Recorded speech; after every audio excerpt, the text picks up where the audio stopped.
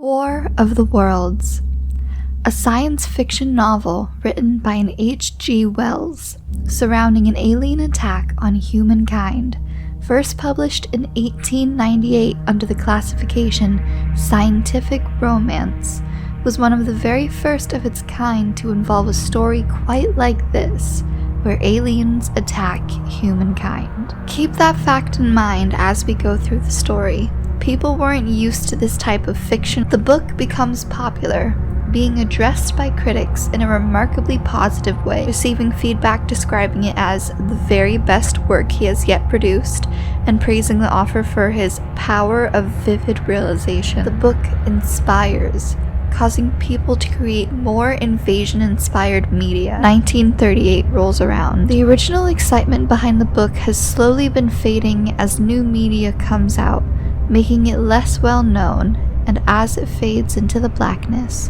one man picks it up, ready to bring it back into light. Orson Welles.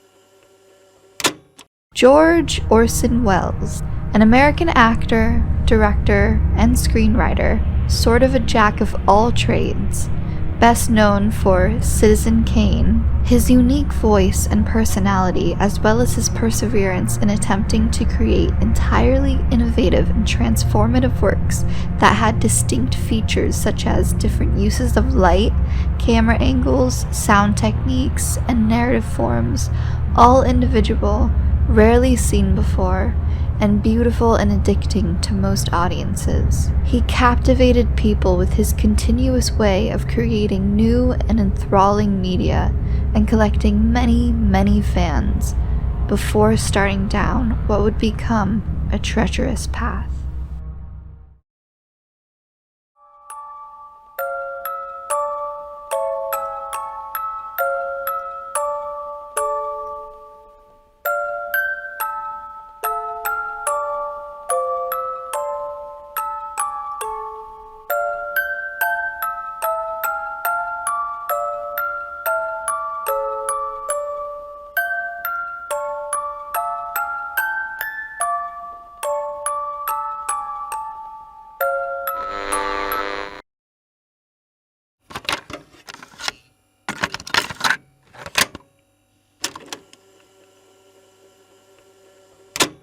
It was a cold day in late October, 1938. It was just another day for Orson, working with his radio show team named Mercury Theater on Air, helping them to produce 1-hour-long broadcasts of their own adaptations of literature they enjoyed. They had already been doing this for a while, having already adapted and broadcast their versions of novels such as Jules Verne's Around the World in 80 Days and Edward Ellsberg's Hell on Ice. They had a few under their belt, and CBS wasn't the only one pleased with their production quality, as their first episode of their second set was filled with critics' reviews being announced, all entirely positive, such as, "The programs sparkle with originality, cleverness, and skilled acting. The series suggests new avenues of approach in the development of radio drama." It was clear that people loved Welles and his team's eccentric and exciting spin on popular tales. Maybe this is why Welles decided to go just one step further. When asked later on, during a 1960 court deposition regarding his want to be recognized by CBS as co-author of the radio show Mercury on Air, to offer an explanation for what inspired him to do this particular adaptation and broadcast in the style and form that he did it in, he commented, "I had conceived the idea of doing a radio broadcast in such a manner that a crisis would actually seem to be happening and would be broadcast in such a dramatized form as to appear a real event taking place at that time, rather than mere radio play.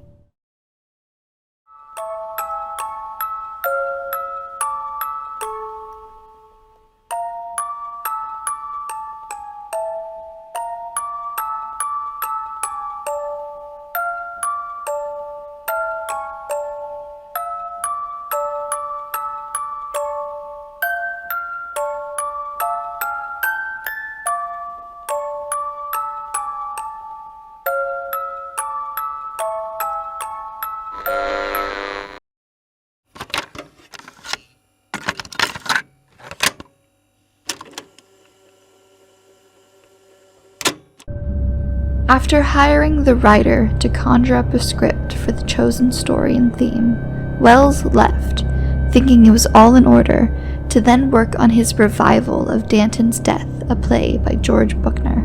Little to his knowledge, the writer hated the book and had issues coming up with material for this broadcast, which his team tried to fix by getting in contact with Wells, but he was completely unreachable and at work on his next production. As the time came closing down to 1 minute before they were scheduled to be on air, the team hurried together, dissecting the script and scurrying down notes they shared between each other, utterly changing up the broadcast from what Orson had meant it to be. Orson's idea was to release a few fake announcements inspired by War of the Worlds, pretending that an alien invasion was occurring, and then a break in the middle, as per usual on radio, and then an equal amount of long, story-like narration describing the state of survivors in the world afterwards. The mismanagement of it, though, sadly led the broadcast to become top-heavy and dysfunctional. The beginning warning announcements created greatly outweighing the ending narration, which also caused the break to be unusual and not in the middle as was the normality. All of these things, including the fact that this type of story was fairly new to the world, made for pure intentioned, realistic take on sci-fi literature to become a real-world terror for the majority that tuned in late that day. You see, anybody who tuned into their radio back then would be able to hear that this show is a fictional tale in the beginning announcements. But after those played, any person who tuned into this show afterwards, click after click, didn't receive notice that this wasn't really happening for almost 40 minutes. Everybody tuning in expected that if this was fictional, then it would be interrupted every 30 minutes throughout the broadcast to identify the station that you're listening to, as this was a rule for these stations. But it wasn't a rule that emergency broadcasts had to abide by. And once this station that had been broadcasting realistic announcements of danger and invasion by an unidentified species for half an hour didn't stop at the half-hour point to confirm that this is indeed a story, audiences grew even more panicked. This is an excerpt of the War of the Worlds original 1938 broadcast to give you a glimpse into the experience that these people went through.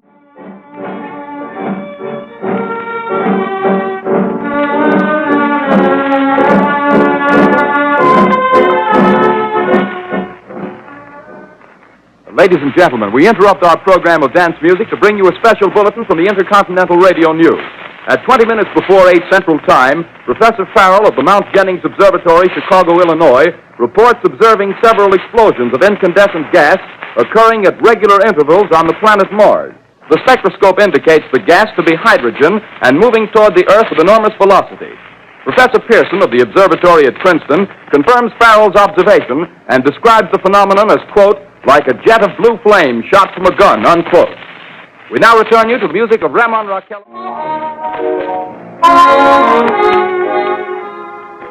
Message to the listening audience? Certainly, Mr. Brooks. Ladies and gentlemen, I shall read you a wire addressed to Professor Pearson from Dr. Gray of the Natural History Museum, New York. Quote, 9:15 p.m. Eastern Standard Time. Seismograph registered shock of almost earthquake intensity occurring within a radius of 20 miles of Princeton. Please investigate. Signed, Lloyd Gray, Chief of Astronomical Division. unquote. Professor Pearson, could this occurrence possibly have something to do with the disturbances observed on the planet Mars? Hardly, Mr. Phillips. This is probably a meteorite of unusual size, and its arrival at this particular time is merely a coincidence. However, we shall conduct a search as soon as daylight permits. Thank you, Professor. Ladies and gentlemen, here is the latest bulletin from the Intercontinental Radio News. Toronto, Canada. Professor Morse of Macmillan University reports observing a total of 3 explosions on the planet Mars between the hours of 7:45 p.m. and 9:20 p.m. Eastern Standard Time. This confirms earlier reports received from American observatories. Now, nearer home, comes a special bulletin from Trenton, New Jersey. It is reported that at 8:50 p.m., a huge flaming object, believed to be a meteorite, fell on a farm in the neighborhood of Grover's Mill, New Jersey, 22 miles from Trenton. The flash in the sky was visible within a radius of several hundred miles, and the noise of the impact was heard as far north as Elizabeth. We have dispatched a special mobile unit to the scene, and we'll have our commentator, Carl Phillips, give you a word picture of the scene as soon as he can reach there from Princeton. Ladies and gentlemen, this is Carl Phillips again, out at the Wilmot Farm, Grover's Mill, New Jersey. What I can see of the object itself doesn't look very much like a meteor, at least not the meteors I've seen. It looks more like a huge cylinder. Has a diameter of about 30 yards. The metal on the sheath is, well, I've never seen anything like it. The color is sort of yellowish white. It's curious. Spectators now are pressing close to the object in spite of the efforts of the police to keep them back. Getting in front of my line of vision. Would you mind standing one side, please? While the police are pushing the crowd back. Here's Mr. Wilmot, owner of the farm here. Would you please tell the radio audience as much as you remember of this rather unusual visitor that dropped in your backyard? I turned my head out the window and would have sworn I was asleep and dreaming. Yes? I seen a kind of greenish streak and then zingo. Something smacked the ground, knocked me clear out of my chair. Now, ladies and gentlemen, there's something I haven't mentioned in all this excitement, but it's becoming more distinct. Perhaps you've caught it already on your radio. Listen, please. Do you hear it? It's a curious humming sound that seems to come from inside the object. I'll move the microphone nearer. Here.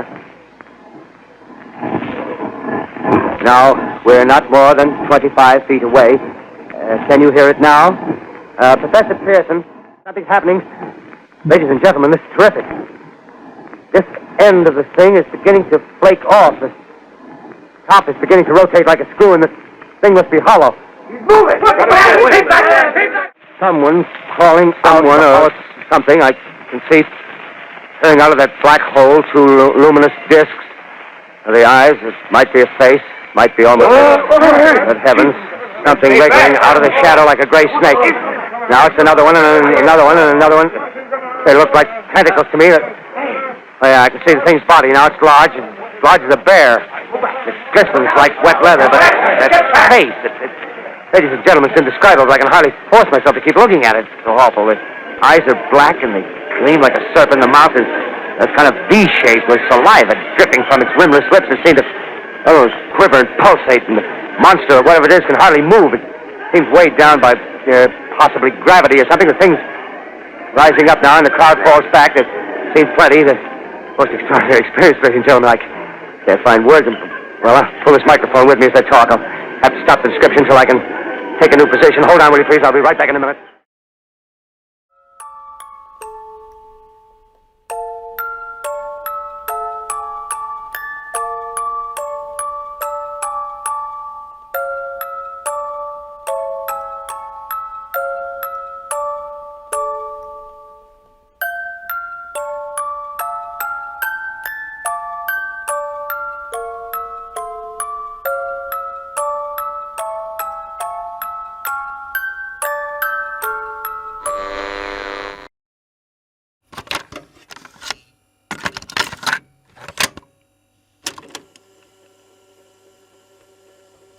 The following day, Orson wakes up to every single newspaper in the United States headlined with a story about his creation.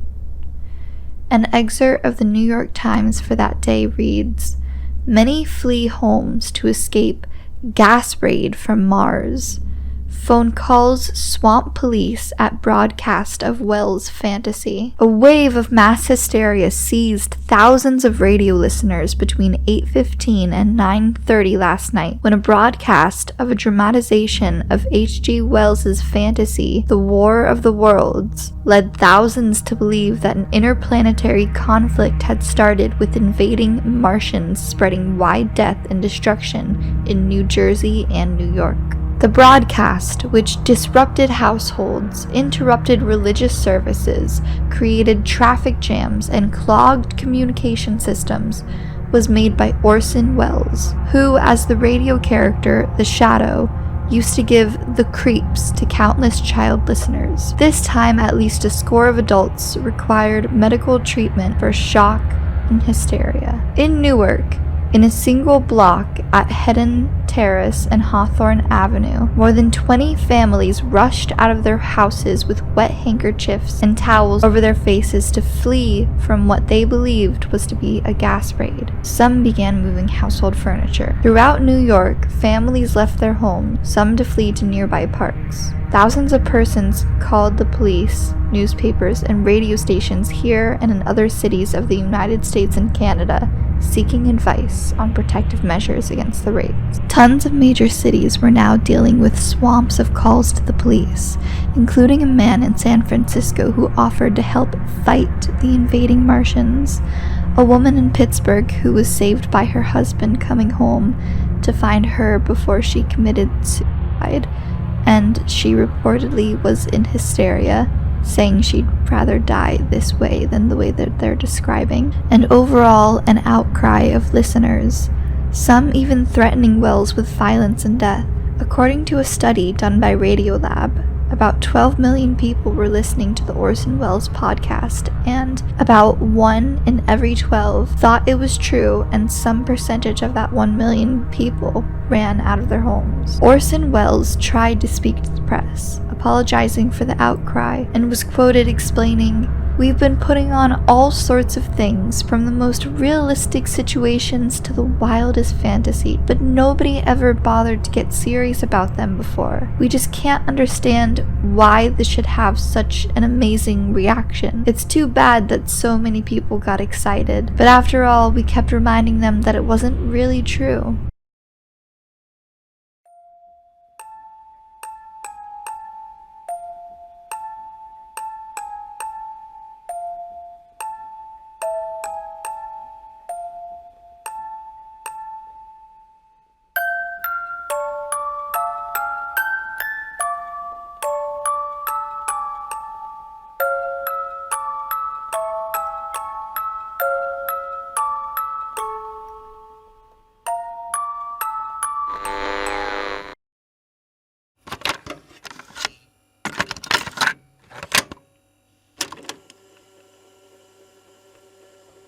On the other hand, there are differing opinions when it comes to people's opinion of how widespread and extreme the panic actually was. CBS executive Frank Stanton went on record saying that most Americans didn't hear the show, but those who did looked at it as a prank and accepted it that way. There is some data backing up that as well, like the C.E. Hooper ratings service, which recorded that only 2% of national listeners were tuned into the Mercury station that evening. One website I found, Slate, was very certain that there was little to no panic whatsoever that day, stating in an opinion piece, "Blame America's newspapers.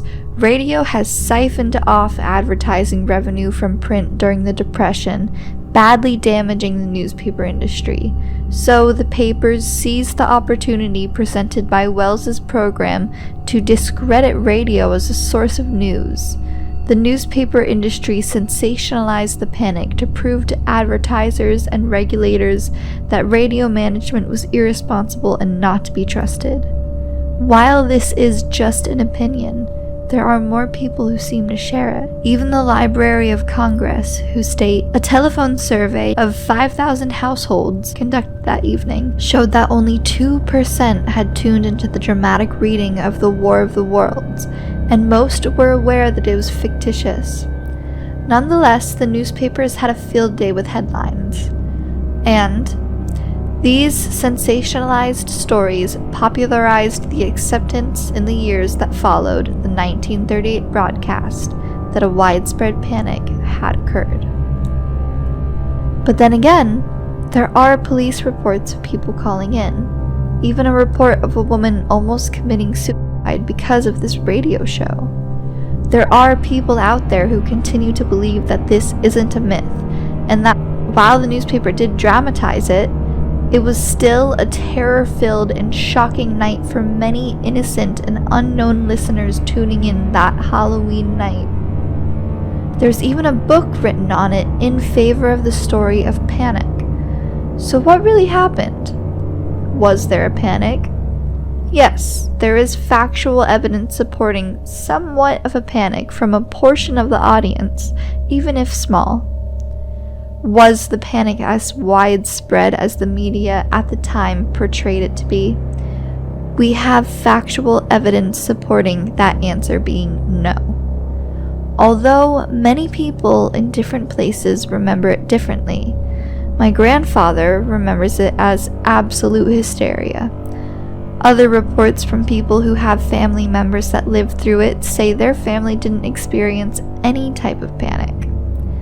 If you want to know my opinion, this seems to just be a case of a combination of media over-exaggerating, a culture of people being entirely too new to this horrific idea of a separate, unknown culture attacking us, and memory and emotions just not being something people can ever gain complete control over, therefore never having the ability to be completely trustworthy.